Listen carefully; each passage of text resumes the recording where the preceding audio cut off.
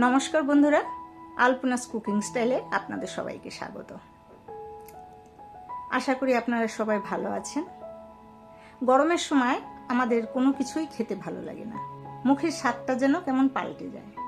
তো মুখের স্বাদ ফিরিয়ে আনতে আজকে বানিয়েছি এই রেসিপিটা। তেমন কোনো ঝামেলা নেই, ঝটপট বানিয়ে নেওয়ার মতন একটা রেসিপি। আসুন তাহলে সঙ্গে থেকে দেখে নেবেন কি কি উপকরণ লাগছে রান্নাতে। এখানে একটা আলু নিয়েছি, আলুটাকে এরকম লম্বা লম্বা করে কেটেছি। নিয়েছি পেঁয়াজ, নিয়েছি বেগুন, আর পটলকে এইভাবে লম্বা লম্বা করে কেটেছি। পটলের মধ্যে যদি মোটা মোটা বীজ থাকে তাহলে বীজটা ফেলে নিতে হবে, কচি পটল হলে ফেলে নেবার দরকার নেই। আর নিয়েছি 4টে কাঁচা লঙ্কা।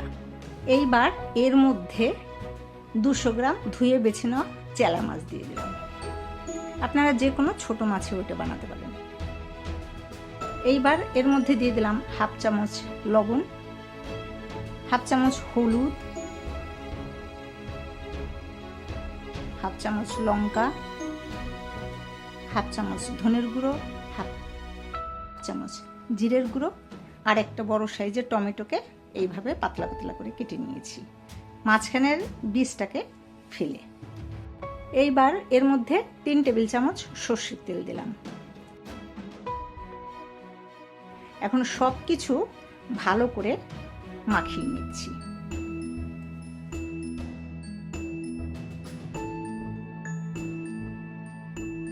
ভালো করে মেখে নিয়েছি।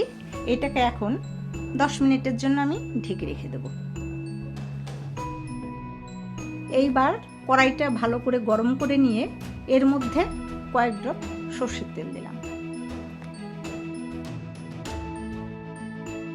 তেলটা দিয়ে খুন্তি দিয়ে কড়াইটাতে ভালোভাবে মাখিয়ে নিয়েছি, যাতে করে নিচের দিকে ধরে না যায়। এর মধ্যে জিরে ফোড়ন দিলাম। জিরেটা কিন্তু ওই সবজির সঙ্গে মাখিয়েও দেয়া যেতে পারে। তো জিরেটা একটু ফুটে উঠলে এর মধ্যে মাখানো সবজিগুলো দিয়ে দিলাম। গ্যাসটা এখন একটু হাইতে রাখবো, উল্টে পাল্টে ভালো করে একটু নাড়িয়ে নিয়ে ঢাকা দিয়ে দেব। কিছুক্ষণ পর পর ঢাকনা তুলে নিয়ে সবজিটাকে নাড়িয়ে দিতে হবে। এখন কিন্তু গ্যাসের ফ্লেমটাকে কম করে নিতে হবে। এই সবজিতে আর কোনো জল পড়বে না, আর ঢাকা দিয়ে দিয়েই কিন্তু সবজিটা রেডি হবে।